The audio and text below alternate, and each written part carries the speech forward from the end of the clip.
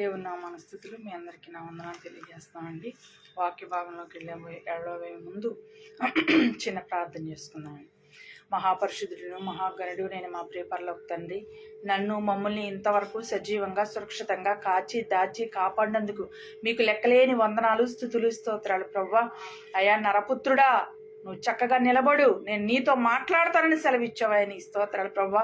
నీ సన్నిధిలో నీ పక్షంగా నేను నిలబడుచుండగా ప్రభువా, అయ్యా నాయన ఎవరెవరికి ఏ వర్తమానం అయితే అవసరమో, ఏ ఉపదేశం అయితే నువ్వు సిద్ధపరిచి ఉంచావో ప్రభువా, అది మా అందరికీ సమృద్ధిగా దయచేయండి ప్రభువా.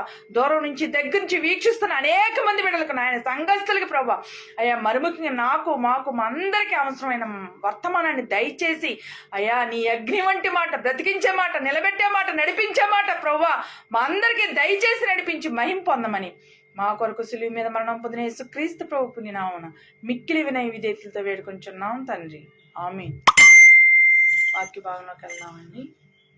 ఎఫెసీయులకు రాసిన పత్రిక క్రొత్త నిబంధన, ఎఫెసీయులకు రాసిన పత్రిక ఎఫెసీయులకు రాసిన పత్రిక 5వ అధ్యాయం 2వ వచనం. క్రొత్త నిబంధన ఎఫెసీయులకు రాసిన పత్రిక 5వ అధ్యాయం 2వ వచనం నుంచి. క్రీస్తు మిమ్మును ప్రేమించి పరిమళ వాసనగా ఉండుటకు మన కొరకు తన్ను తాను దేవునికి అర్పణముగాను బలిగాను అప్పగించుకొనెను. అలాగుననే మీరును ప్రేమ కలిగి నడుచుకొనుడి. మరొకసారి చదువుదామండి పరిశుద్ధ గ్రంథంలో నుంచి ఎఫెసీయులకు రాసిన పత్రిక 5వ అధ్యాయం 2వ వచనం. క్రీస్తు మిమ్మును ప్రేమించి పరిమళ వాసనగా ఉండుటకు మన కొరకు తన్ను తాను దేవునికి అర్పణముగాను బలిగాను అప్పగించుకొనెను. అలాగునని మీరును ప్రేమ కలిగి నడుచుకొనుడి. క్రీస్తు మిమ్మును ప్రేమించి పరిమళ వాసనగా ఉండుటకని దేవుడు సెలవిచ్చాడు. క్రీస్తు మిమ్మును ప్రేమించి పరిమళ వాసనగా ఉండుటకు. మనం లోకానుసారంగా చూసినట్లయితే మరి సెంటు చాలా చాలా దూరం దాని యొక్క వాసన వెదజల్లుతూ ఉంటుంది. సెంట్ అనే కదండి, మల్లెపూలు కానీ సంపంగి పూలు కానీ ఇట్లాంటివి మరి సువాసన ఇచ్చేయి, మంచి వాసన ఇచ్చేయి. మరి ఫ్లవర్స్లో కానీ మరి ఆ ఫ్లవర్స్లో నుంచే తీసిన లిక్విడ్ ఈ యొక్క సెంట్ కింద తయారు చేస్తారండి.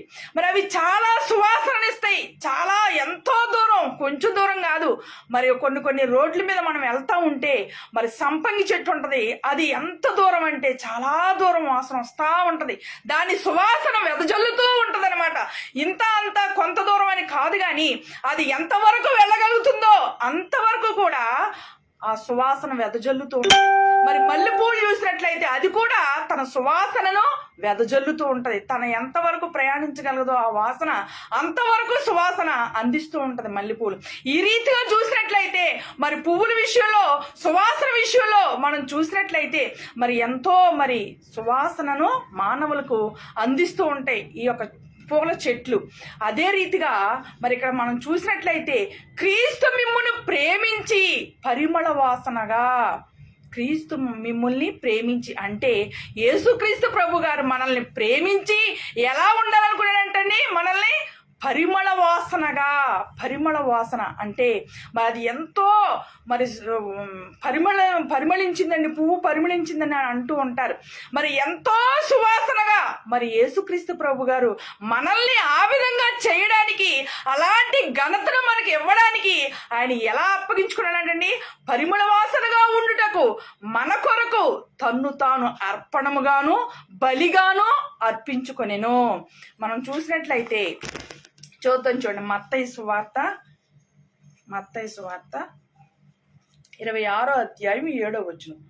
మత్తయి సువార్త 26వ అధ్యాయం 7వ వచనం మనం చూసినట్లయితే, ఒక స్త్రీ మిక్కిలి విలువగల అత్తరు బుడ్డి తీసుకుని ఆయన యొద్దకు వచ్చి ఆయన భోజనమునకు కూర్చుండగా దానిని ఆయన తల మీద పోసెను.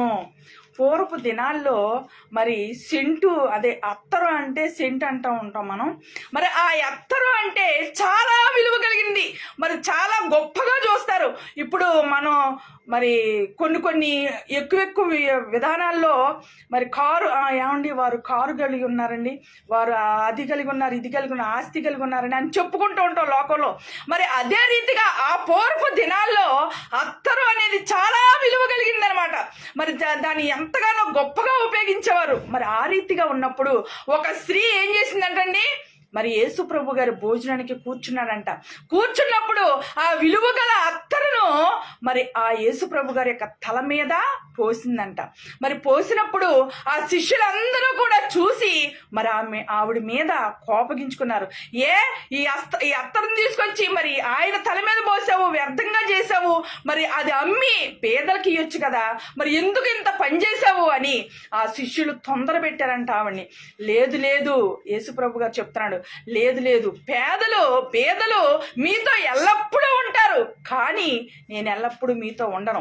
ఈ బిడ్డ చేసిన పని మరి అంతగా ప్రచురించబడద్ది. ఎందుకు చేసిందంటే ఈమె నా భూస్థాపనకి మరి చేసిన కార్యం ఇది అని సెలవిచ్చామాట.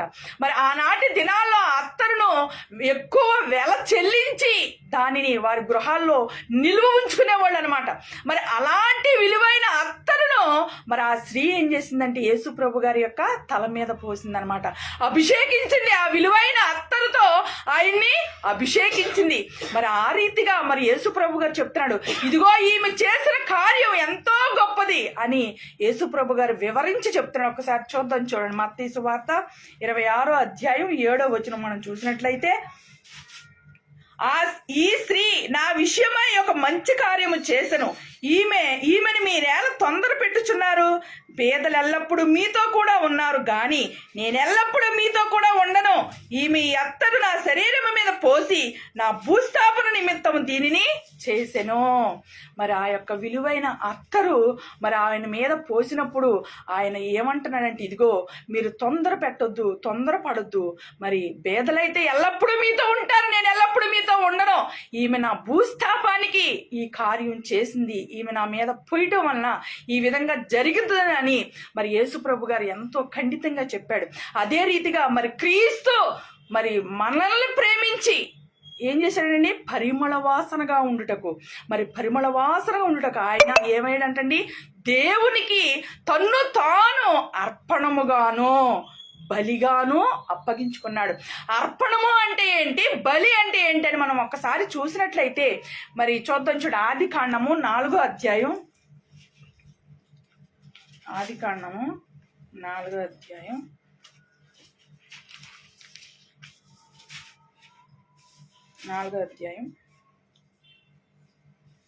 3వ వచనం మనం చూసినట్లయితే, ఆదికాండము 4వ అధ్యాయం 3వ వచనం, కయ్యూను పొలములో కొంత యెహోవాకు అర్పణగా తెచ్చెను.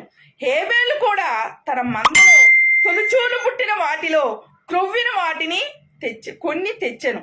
యెహోవా హేబేలును అతని అర్పణమును లక్ష్య పెట్టెను.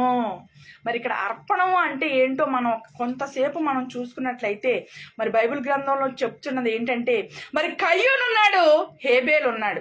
మరి కయ్యూను అన్నయ్య, హేబేలు తమ్ముడు. మరి ఈ రీతిగా వారి యొక్క కార్యకలాపాల్లో మరి కయ్యూను అయితే పొలాన్ని సేద్యపరుస్తున్నాడు, హేబేలు ఏం చేస్తున్నాడండి, గొర్రెల్ని పశుమందల్ని కాచుకుంటున్నాడు. మరి ఇద్దరు పండిస్తున్నారు, ఇద్దరు మేపుతున్నారు, మరి వారి యొక్క సంపదను అభివృద్ధి పరుచుకుంటూ ఉన్నారు.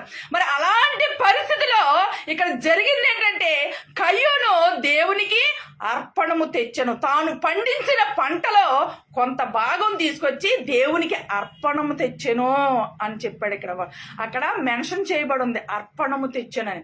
అదే రీతిగా హేబేలు కూడా ఉన్నాడు. హేబేలు ఏం చేశాడు, తన పశు మందల్లో, తన గొర్రె మందల్లో శ్రేష్టమైన దానిని, క్రొవ్విన దానిని, తొలుచూలు బిడ్డని తీసుకొచ్చి దేవునికి అర్పణముగా అప్పగించారు.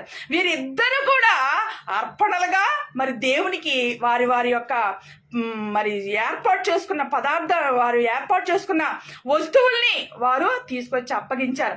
మరి కయ్యూను అర్పణను దేవుడు అంగీకరించలా, హేబేలు అర్పణనే దేవుడు అంగీకరించాడు అనమాట.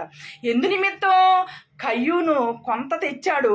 ఈ హేబేలు ఏం చేశాడంటే తనకి శ్రేష్టమైన వాటిలో తొలిచూలును, అంటే మొట్టమొదటి తొలిచూలు అంటే మొట్టమొదటిగా పుట్టిన బిడ్డను, మరి ఆ గొర్రె అయి ఉండొచ్చు, మరి ఏమన్నా అయి ఉండొచ్చు, పశు సంపదలు ఏదైనా అయి ఉండొచ్చు, కానీ ఆయన చేసింది ఏంటంటే ప్రథమమైంది, జ్యేష్ఠమైనది, మరి తొలిచూలుని తీసుకొచ్చి దేవునికి అప్పగించాడు. అంత మాత్రమే కాదు, అది క్రొవ్విందా లేదా అని చూసి శ్రేష్టమైన అర్పణను మరి దేవునికి తీసుకొచ్చాడు. ఎవరండి? హేబేలు గారు. మరి దేవుడికి ఆ రీతిగా అర్పించినప్పుడు తన హృదయాన్ని పరిశీలించాడు. కయ్యూను హృదయాన్ని పరిశీలించాడు దేవుడు. అదే రీతిగా హేబేలు యొక్క హృదయాన్ని కూడా పరిశీలించాడనమాట. ఈ రెండిటిలో శ్రేష్టమైనది ఎవరిదండి? హేబేలు అర్పణ శ్రేష్టమైనది. కాబట్టి మరి హేబేలు అర్పణను దేవుడు అంగీకరించాడు. అదే రీతిగా మరి యేసుక్రీస్తు ప్రభువు గారు మన కొరకు మరి ఆయన అర్పణగా అర్పించబడిపోయాడు అనమాట. తన జీవితాన్ని పరిశుద్ధంగా, పవిత్రంగా, యథార్థంగా, నిర్దోషంగా, నిష్కల్మషంగా మరి ఆయన జీవించి పరిపూర్ణ పవిత్రతతో ఆయన మరి హేబేలు ఏ విధంగా శ్రేష్టమైన అర్పణను మరి గొర్రెను తెచ్చి తొలిచూలుది మరి క్రొవ్వినది ఏ విధంగా అర్పించాడో యేసు ప్రభు గారు తన యొక్క జీవితాన్ని అంతటిని, తన యొక్క పరిస్థితిని అంతటిని దేవునికి మరి అర్పణముగా అర్పించి వేసుకున్నాడు. ఎవరండి? యేసుక్రీస్తు ప్రభు గారు.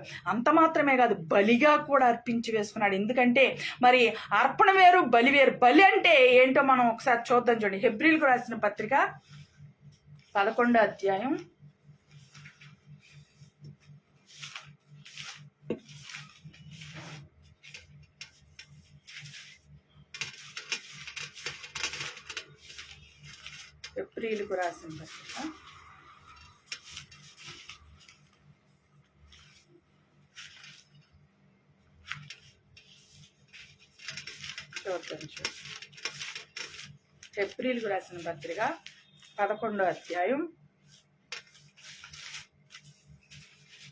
17వ వచనం మనం చూసినట్లయితే,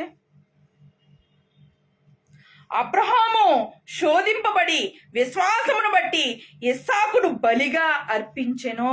అబ్రహాము శోధింపబడి విశ్వాసమును బట్టి ఇస్సాకును బలిగా అర్పించెను, బలిగా అప్పగించి వేశాడు. ఇందాక యేసు ప్రభు గారు ఏమైనండి? అర్పణగాను, బలిగాను తన్ను తానే దేవునికి అప్పగించి వేసుకున్నాడు. మరి అర్పణం అంటే ఆ రీతిగా అర్పించుకున్నాడు దేవుణ్ణి. యేసుక్రీస్తు ప్రభు గారిని తన తండ్రి అయిన దేవునికి అప్పగించుకున్నాడు, బలిగా కూడా అప్పగించి వేసుకున్నాడు. మరి బలిగా అప్పగించుకుంటాం ఏంటని మనం ఒకసారి చూసినట్లయితే, మరి ఆదికాండంలో 22వ అధ్యాయం 2వ వచనం చూసినట్లయితే మనందరికీ బాగా తెలిసిన వాక్యమే. అది ఏంటంటే, మరి 99 సంవత్సరాల వృద్ధాప్యంలో మరి అబ్రహాము గారు ఉన్నప్పుడు దేవుడు వాగ్దానం చేశాడు. ఏమని? అబ్రహామా, నేను సర్వశక్తి కలిగిన దేవుడను, నీ జనాంగాన్ని, నీ బిడ్డల్ని, నీ వంశాన్ని నేను విస్తరింపజేస్తా. ఇదిగో ఇసుక రేణువుల వలె విస్తరింపజేస్తా, ఆకాశ నక్షత్రముల వలె నీ బిడ్డల్ని నేను విస్తరింపజేస్తానని దేవుడు గొప్ప వాగ్దానం ఇచ్చాడు. మరి ఆ రీతిగా వాగ్దానం ఇచ్చినప్పుడు అబ్రహాము గారు కూడా దానిని నమ్మాడు. అది అతనికి నీతిగా ఎంచబడింది. మరి ఈ రీతిగా ఉన్నప్పుడు అతనికి వృద్ధాప్యం వచ్చేసింది. 99 సంవత్సరాలు ఆయనకి వచ్చినాయి అనమాట. దేవుడు మాట్లాడుతున్నాడు, ఇదిగో నేను సర్వశక్తి కలిగిన దేవుడు అని సెలవిచ్చాడు.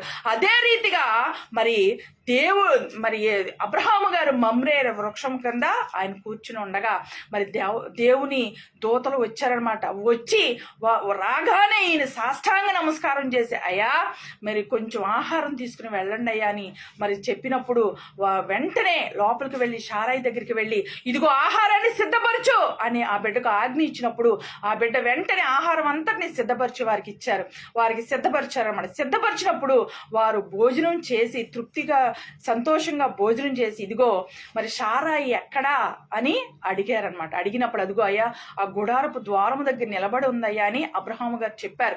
చెప్పినప్పుడు ఇదిగో వచ్చే ఏటికి మీ ఆవిడ ఒడిలో ఒక మగబిడ్డ ఉంటాడు అని సెలవిచ్చాడు. మరి కరెక్టే, దేవుడు ప్రేమించి మరి ఆ వృద్ధాప్యంలో బిడ్డనిస్తారని చెప్పాడు. కానీ శారా ఏం చేసిందండి? నవ్వుకుంది. ఏమని?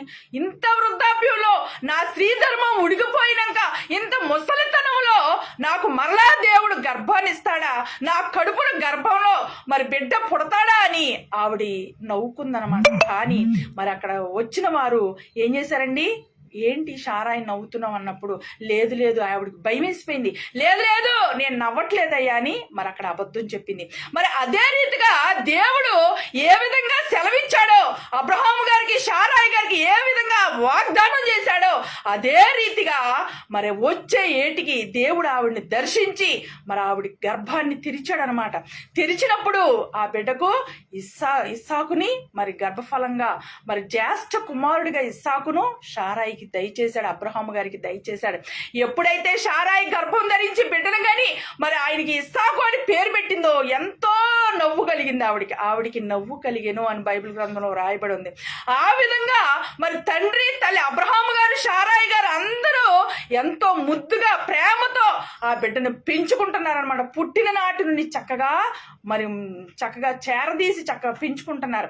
మరి ముద్దుగా పెంచుకుంటున్న ఆ బిడ్డను మరి చిన్న చిన్న మాటలు పలుకుచున్న ఆ బిడ్డను మరి దేవుడు మరి 22వ అధ్యాయం 2వ వచనం మనం చూసినట్లయితే మరి దేవుడు అబ్రహాముని పరిశోధించెను.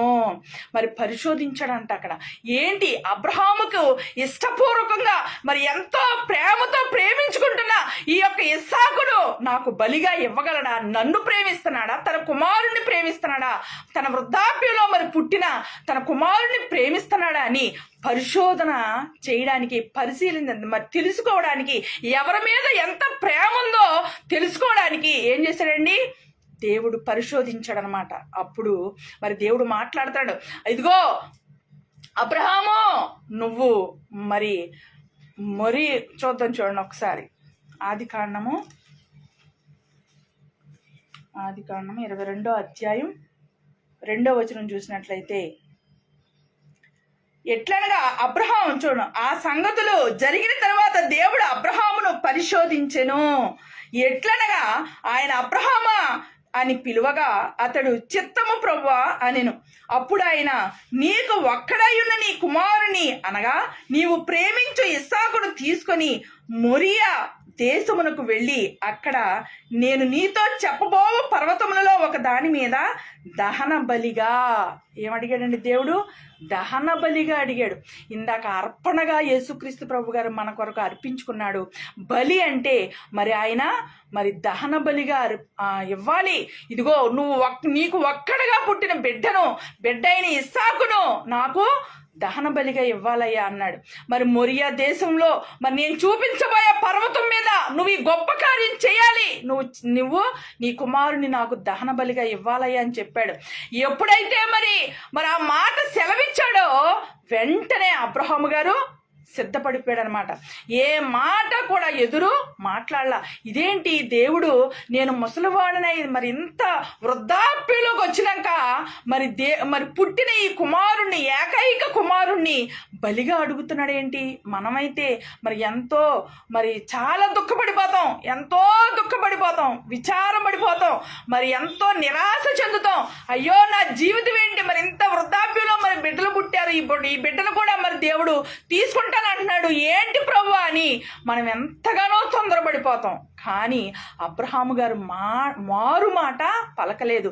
మరి ఆనాడు మరి ఆయన ఉన్న దేశంలోంచి అబ్రహాము నువ్వు లేచి నీ బంధువుల యొద్దరుండి, నీ స్నేహితుల యొద్దరుండి, నీ యొక్క మరి బిడ్డల అందరి యొద్దరుండి నువ్వు లెగిసి రా, నేను చూపించిన దేశాన్ని నువ్వు ప్రయాణమై రా అన్నప్పుడు తన తండ్రిని విడిచిపెట్టాడు, తన సొత్తును విడిచిపెట్టాడు, తన అందరినీ విడిచిపెట్టాడు. వెంటనే లేచి వచ్చేసాడనమాట.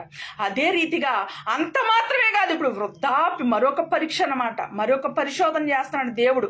ఇతడు ఎంత భక్తి, ఎంత ప్రేమను మరి కుమారుడి మీద చూపిస్తాడా, నా మీద చూపిస్తాడని మరి ఆయన పరిశోధించినప్పుడు వెంటనే ఏ మాత్రం మాట మాట్లాడలేదు. వద్దు ప్రభువా నేను ఇవ్వలేననలేదు, లేదు ప్రభువా నేను ఇస్తాననలేదు. వెంటనే దేవుడు చెప్పిన మాటకు లోబడి ఆయన ఏం చేశాడండి, వెంటనే మరి మొరియా దేశమునకు మరి సిద్ధపరుచుకుని తన కుమారుణ్ణి లేపుకున్నాడు, మరి సిద్ధపరిచాడు. తన పరిచారకులు 2 ఉన్నారు, సేవకులు, వారిని సిద్ధపరిచాడు. మరి మొత్తానికి మరి వారు ప్రయాణమై వెళ్ళిపోతున్నాడు. తన భార్యని సంప్రదించలా, నేను తీసుకెళ్తానా, దహన బలిగా ఇస్తానా నా కుమారుణ్ణి అని షారాయి కూడా చెప్పలేదు. వెనకాల వచ్చే పనివారికి కూడా తెలియదు అనమాట. తన కన్న కొడుకుకే బలిపశువుగా వెళ్తున్నాడని తన కడుపును పుట్టిన బిడ్డకు కూడా తెలియలేదనమాట. మొత్తాన్ని సిద్ధపరిచాడు, నుప్పు తీసుకెళ్ళాడు, మరి ఇంకా ఏమేమి కావాలో మరి పుల్లలు తీసుకెళ్ళాడు, అన్నీ కూడా మరి నమ్మకంగా తీసుకువెళ్ళిపోయాడు. ఎవ్వరికి ఏమీ పంచుకోలేదు. మరి పంచుకోకుండా వెళుతూ ఉండగా కొంత దూరం వెళ్ళినాక అక్కడ చెప్పాడు, అయ్యా మీరు ఇక్కడ ఉండండి, మరి నేను మరి ఇస్సాకు వెళ్ళి మరలా తిరిగి వస్తాం, మీరు ఇక్కడ ఉండండి అని విశ్వాసంతో మరి పనివారికి సెలవిచ్చాడు అనమాట. ఎప్పుడైతే విశ్వాసంతో చెప్పాడో మరి వీరు వెళ్తున్నారు, పనివారు అక్కడ ఆగిపోయారు, తండ్రి కొడుకులు వెళ్తా ఉన్నారు. మరి ఏ పర్వతం మీద అయితే దేవుడు దహన బలిగా ఇమ్మన్నాడో ఆ పర్వతాన్ని వెతుక్కుంటూ వెళ్తున్నారు. మరి దేవుడు చెప్పాడు, మరి ఏర్పాటు చేసిన పర్వతం దగ్గరికి వారు వెళ్ళినాక అప్పుడు అడుగుతున్నాడు బిడ్డ, ఏమని? కడుపును పుట్టిన బిడ్డ వృద్ధాప్యంలో ముసలితనంలో తనకు పుట్టిన బిడ్డ నోరు తెరిచి అడుగుతున్నాడు, అయ్యా మరి నొప్పుంది, మరి కట్టెలున్నాయి, మరి బలిపశువు ఏదయ్యా అని తండ్రిని అడిగాడు. ఆ తండ్రి హృదయం ఎంత హరించుకుపోయిందో, దహించుకుపోయిందో దీన్ని బట్టి మనం అర్థం చేసుకోవచ్చు. కానీ మరి బిడ్డ ప్రేమ కన్నా దేవుని మాట ఆయన గొప్పగా తీసుకున్నాడు. అది మరి ఎంతో విలువైనదిగా తీసుకున్నాడు. ఆ దేవుని మాటకు లోబడి అయ్యా దేవుడు చూసుకుంటాడన్నాడు. మరి అదే రీతిగా మరి అక్కడికి వెళ్ళారు, దేవుడు చూపించిన పర్వతం మీదకి వెళ్ళినాక మరి అక్కడ కట్టెలు పేర్చాడు, మరి అంతా సిద్ధం చేశాడు, బలిపీఠాన్ని కట్టాడు, దాని మీద కట్టెలు పేర్చాడు, దాని మీద బలిపశువుగా తన కుమారుణ్ణి చేతులు కట్టి మరి ఆ బలిపశువుగా ఆ యొక్క బలిపీఠం మీద పొరుండబెట్టాడు. పెట్టినప్పుడు మరి తన కుమారుడు ఏమాత్రం కూడా ఆయన దుఃఖించలా, ఏంటయ్యా నన్నిస్తావేంటి బలి అని ఏమాత్రం ఎదురు చెప్పలా. తండ్రి మాటకు లోబడి ఆయన ఏమైపోయాడండి, బలి పశువుగా అయిపోవడానికి సిద్ధపడి బలిపీఠం మీద అలా పడుకుని ఉన్నాడు. మరి అక్కడ చెప్తున్నాడు, అక్కడ జరిగింది ఏంటంటే అబ్రహాము గారు కత్తిని తీశాడు. దహన బలి ఇవ్వాలి అంటే ఆ యొక్క బలి పశువుగా ఉన్న మరి పొట్టేలే కానీ మనిషే కానీ ఎవరైనా సరే మా యొక్క జంతువు కానీ మనిషిని కానీ చంపి ముందు తర్వాత దహన బలిగా ఇవ్వాలి. అదే అట్లా చేయాలన్నమాట. మరి ఆ రీతిగా జరగాల్సిన పరిస్థితిలో మరి ఆయన కత్తి లేపి తన కుమారుణ్ణి చంపడానికి మరి దించబోచుండగా పరలోకం ఆకాశము నుండి దేవుని దూత, యెహోవా దూత, అబ్రహామా ఆపివే, ఆ చిన్నవాడిని నువ్వేమి చేయొద్దు. ఇదిగో ఒకసారి చదువుకుందామండి ఆ వాక్య భాగం. ఆదికాండం 22వ అధ్యాయం చూద్దాం. 12 వచనం చూసినట్లయితే, అప్పుడు ఆయన ఆ చిన్నవాని మీద చెయ్యి వేయకుము, అతన్ని నేమియో చేయకుము, నీకు ఒక్కడై ఉన్న నీ కుమారుణ్ణి నాకియ్య వెనుదీయలేదు గనుక నీవు దేవునికి భయపడువాడు అనియు ఇందును వలన నాకు కనబడుచున్నదనెను. ఎంత మంచి సాక్ష్యం చెప్పాడో చూడండి. ఇక్కడ ఈ దేవుడు మాట్లాడుతున్నాడు. దేవుని దూత, అయ్యా నీకు ఒక్కడై ఉన్న నీ కుమారుణ్ణి నాకు ఇవ్వడానికి నువ్వు వెనదీయలేదు కాబట్టి నీకు నీ యొక్క వంశాన్ని, కింద వచ్చిన వాళ్ళు మనం ఇంటికి వెళ్ళని చదువుకున్నట్లయితే, నీ వంశాన్ని, నీ యొక్క కుటుంబాన్ని, నీ యొక్క వారసుల్ని నేను విస్తరింపజేస్తాను. నీ వల్లనే, నీ సంతానం వల్లనే మరి లోకంలో పుట్టిన బిడ్డలందరూ ఆశీర్వదించబడతారని దేవుడు ఎంతగానో మరి ఆయన్ని దీవిస్తాడు. తర్వాత అక్కడ ఏం జరిగిందంటే, అక్కడ మరి ఆయన కుమారుణ్ణి బలిగా ఇవ్వడానికి ఆయన సిద్ధపడ్డాడు. బలి అంటే మరి ఆ రీతిగా ఉంటదన్నమాట. మరి ఇక్కడ మనం చూసిన వాక్యం భాగంలో ఏంటంటే, క్రీస్తు మిమ్మును ప్రేమించి పరిమళ వాసనగా ఉండుటకు, మనల్ని పరిమళ వాసనగా చేయడానికి ఇందాక మనం చూసాం, అర్పణముగాను, తన్ను తానే అర్పణముగాను బలిగాను దేవునికి అప్పగించుకొనెను. ఎంత మరి లోతైన మాట ఇక్కడ మన కోసం దేవుడు సిద్ధపరిచించాడు. అర్పణముగా అర్పించేశాడు, బలిగా అర్పించేశాడు. ఎవరో? యేసుక్రీస్తు ప్రభు గారు తన తండ్రి అయిన దేవునికి ఏకైకుడిగా ఉన్న యేసుక్రీస్తు ప్రభు గారిని మరి అర్పణముగాను బలిగాను మరి తను తానే యేసు ప్రభు గారే దేవునికి అప్పగించి వేసుకున్నాడు. అయ్యో నేను చనిపోతే మరి నేను ఎట్లా బ్రతుకుతానని ఈ లోకం గురించి కానీ, లోక సుఖాల గురించి కానీ, లోక సంతోషం గురించి కానీ ఆయన ఏమాత్రం ఆలోచించలా. ఆయన చేసింది ఒకటే, క్రీస్తు మిమ్మును ప్రేమించి పరిమళ వాసనగా చేయడానికి తన్ను తాను అర్పణగాను బలిగాను దేవునికి అప్పగించుకున్నాడు. ఆ రీతిగా మరి సిలువ మీద మరి 3 మేకులతో మరి తన చివరి రక్తపు బొట్టు వరకు కూడా మరి ఆయన సమర్పించి వేశాడు. ఎందు నిమిత్తం? మానవాళి, సర్వకోట మానవాళి కొరకు మరి యేసు ప్రభు గారు తన యొక్క జీవితాన్ని ఒక బలి పశువుగా, ఒక మరి దహన బలి పశువుగా ఆయన అప్పగించి వేసుకున్నాడు. కాబట్టి ఇక్కడ చెప్తున్న అర్పణముగాను బలిగాను మరి యేసు ప్రభు గారు తను తానే దేవునికి అప్పగించుకున్నాడు. కాబట్టి ఎవరైతే విశ్వాసముతో మరి యేసు ప్రభు గారి యొక్క చెంతకు చేర్చబడతారో మరి వారు రక్షించబడతారన్నమాట. మరి ఆయన తన యొక్క మరి ధర్మశాస్త్రం అంతా కూడా ఆయన జీవితంలో నెరవేర్చి మరి ఆయన మరి ఆ యొక్క బలి పశువుగా దేవుని కొరకు అర్పణగా అప్పగించుకున్నాడు. కాబట్టి మరి దేవుని మార్గంలో మరి ఆయన తండ్రి అయిన దేవుడు మరి 3వ దినాన లేవనెత్తి పునరుత్థానమును అనుగ్రహించి మరి ఆయన్ని లేపాడనమాట. అంత మాత్రమే కాదు, భూమి మరి పరలోకంలో కానీ భూమి మీద కానీ భూమి క్రింద ఉన్నవారిలో కానీ ఏ నామమును కూడా రక్షణ లేదు. యేసు నామమును మాత్రమే రక్షణ కలుగుతుందని సెలవిచ్చాడు. ఎవరైతే ప్రార్థన చేయాలనుకున్నారో వారందరూ యేసు నామమును ప్రార్థన చేస్తేనే మరి ఆ ప్రార్థన, అలాంటి ప్రార్థన తండ్రి యొద్దకు చేర్చబడద్దనమాట. మరి తండ్రి అయిన దేవునికి మనకు మధ్యవర్తిగా ఉన్నాడు. ఆయనే యేసుక్రీస్తు ప్రభు గారు తనను తానుగా మరి ఆయన అర్పణముగాను బలిగాను అర్పించి వేసుకున్నాడు. నిన్ను నన్ను పాప స్థితిలో నుంచి మరి వ్యర్థమైన స్థితిలో నుంచి మరి పాపపు ఉచ్చుల్లో నుంచి విడిపించి పరిశుద్ధపరిచి పవిత్రపరిచి ఆయన మనల్ని ఒక గొప్ప సంఘంగా మనల్ని ఏర్పాటు చేసి ఆయన రాబోతున్నాడు అనమాట. మరి తండ్రి అయిన దేవుడు ఆయన్ని పునరుత్థానం అనుగ్రహించి లేవనెత్తాడు. మరలా ఆయన ఆకాశానికి కొనుపోబడ్డాడు. మరలా త్వరలో రాబోతున్నాడు. కాబట్టి ఆయన వచ్చేటప్పుడు ఇక బలి పశువుగా కానీ మరి కరుణామయుడు దీర్ఘశాంతుడిగా కానీ రాడండి. మరి ఆయన కొదమ సింహం వలె రాబోతున్నాడు. మరి ఎంతో జయోత్సాహంతో రాబోతున్నాడు. తన యొక్క రక్షణ కార్యాన్ని భూమి మీద పరిపూర్ణంగా నెరవేర్చాడు. ఎవరైతే రక్షించబడాలి మరి రక్షించబడాలి, దేవుని దగ్గరికి చేర్చబడాలి అనుకుంటారో వారందరూ కూడా మరి యేసు ప్రభు గారి నామములో ప్రార్థన చేసి వారి యొక్క పాపాలను విడిచిపెట్టి వారు దేవునిలోనికి వచ్చినప్పుడు తప్పకుండా యేసు ప్రభుని ప్రయాసపడి భారము మోసుకొనిచున్న సమస్తమైన జనులారా మీరు నా యొద్దకు రండి, నేను మీకు విశ్రాంతిని కలగజేస్తానన్నాడు. ఆ రీతిగా చెప్తున్నాడు. ప్రకటన గ్రంథంలో చెప్పబడి ఉన్న మాట ఏంటంటే, ఇదిగో నేను తలుపు వద్ద ఉండి తట్టుచున్నాను, ఎవరైతే నా స్వరము విని తలుపు తీస్తారో అతడు నాతో, నేను అతనితో కలిసి భోజనము చేస్తాము అని ప్రకటన గ్రంథంలో రాయబడి ఉంది. కాబట్టి దేవుడు మరి ఎంతో శ్రమకు ఓర్చి ఆ యొక్క భయంకరమైన శిలువ యాగాన్ని, త్యాగాన్ని నీ కొరకు నా కొరకు చేశాడు. ఎవరిని కూడా దేవుడు హింసించలా. ఆయనే మరి బలి అయిపోయాడు అనమాట. సొంతంగా ఆయన యథార్థంగా దేవునికి అప్పగించుకున్నాడు. అర్పణగాను బలిగాను అప్పగించుకున్నాడు. కాబట్టి నువ్వు పరిమళ వాసనగా ఉండాలని, మరి లోకంలో ఒక ప్రత్యేకమైన ఉన్నతమైన స్థితిలో ఉండాలని, నువ్వు పరిశుద్ధుడుగా, పవిత్రుడుగా, యథార్థవంతుడుగా, నీతివంతుడుగా నువ్వు బ్రతకాలని, మరి ఆ యొక్క నిత్యరాజ్యానికి వారసుడు అవ్వాలని యేసు ప్రభు గారు ఏర్పాటు చేసిన మార్గంలో నువ్వు నడవాలని దేవుడు ఏర్పాటు చేశాడు. కానీ నువ్వు నిర్లక్ష్యపు స్థితిలో దేవుని మాట నీ చెంతకు వచ్చినప్పుడు, నీ హృదయాన్ని తాకుచున్నప్పుడు, తట్టుచున్నప్పుడు నిర్లక్ష్యాన్ని చూపించావంటే ఫరో చక్రవర్తి తన హృదయాన్ని కఠినపరుచుకున్నాడు. మరి 10 తెగుళ్ళను పంపినా సరే తన హృదయాన్ని మరలా కఠినపరుచుకున్నాడు. చివరికి ఏమైపోయాడండి?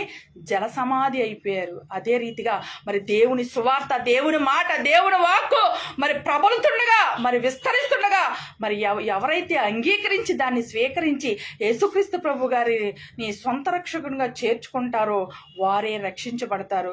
లేని పక్షంలో భయంకరమైన విడవబడుట, రెండో రాకల్లో పరిశుద్ధులందరూ వెళ్ళిపోయినాక విడవబడిన వారి గతి స్థితి బహుభయంకరంగా ఉంటది.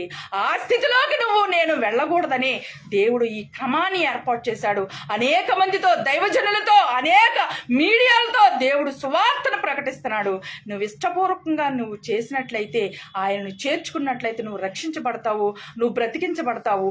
విడువబడుట బహుఘోరం. కాబట్టి ఆ దౌర్భాగ్య స్థితి నుంచి విడిపించబడాలంటే నువ్వు యేసు ప్రభుగా నీ సొంత రక్షణగా చేసుకుని నువ్వు ఆయన మార్గంలో నువ్వు నడిచినప్పుడు మరి నిన్ను పరలోక రాజ్యానికి చేర్చడానికి నిత్యం ఉండే ఆ నిత్య జీవంలో తండ్రితో సహవాసం చేయడానికి మరి తరతరాలు యుగయుగాలు ఉండే ఆ నిత్య జీవంలో నన్ను ప్రవేశపెట్టడానికి దేవుడు ఏర్పాటు చేసిన ఈ మార్గాల్లో నువ్వు వెళ్ళినట్లయితే నువ్వు ధన్యుడువు ధన్యురాలు అవుతావు.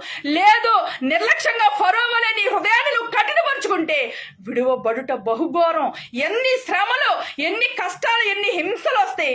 ఆ యొక్క నిత్య నరకంలో ఈ భూమి మీద అన్ని శ్రమలు పడినాక మరలా నరకంలో ఆరని అగ్ని ఆరదో, పురుగు చావదు. ఆ భయంకరమైన మరణం, రెండో మరణం నువ్వు పొందుకోవాల్సి వస్తుంది. కాబట్టి దేవుడు ముందుగానే భూత భవిష్యత్ వర్తమాన కాలాలు తెలిసిన యేసుక్రీస్తు ప్రభు గారు తండ్రి నీకు బోధిస్తున్నప్పుడు, నీకు సమయం ఇచ్చినప్పుడు, నీ శరీరం అనే గుడారంలో నీ ఆత్మ అనే దీపాన్ని ఉన్నప్పుడే నువ్వు రక్షించబడితే నువ్వు ధన్యుడువు ధన్యురాలు అవుతావు. లేని పక్షంలో నువ్వు విడిచిపెట్టబడితే నువ్వు నరకానికి పాలైపోతావు. కాబట్టి ఆ మార్గం నీ ముందే ఉంది, ఈ మార్గం కూడా నీ ముందే ఉంది. నువ్వు ఏది నిర్ణయించుకుని ఎందులో నడవాలనుకుంటావో అది నీ ఇష్టం.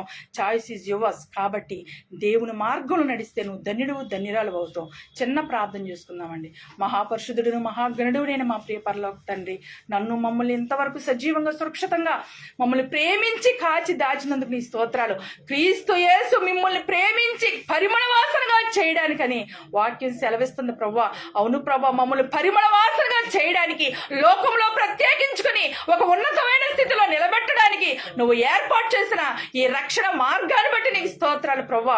అర్పణముగాను బలిగాను తను తాను దేవునికి అప్పగించుకుని వాక్యం సెలవిస్తుంది ప్రభా.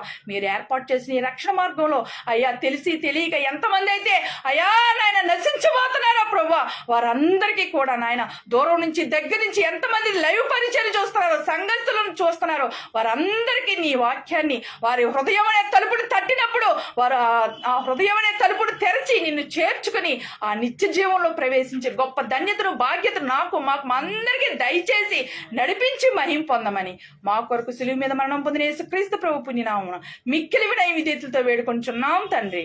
ఆమేన్. మీ అందరికీ నా వందనాలు తెలియజేస్తాను.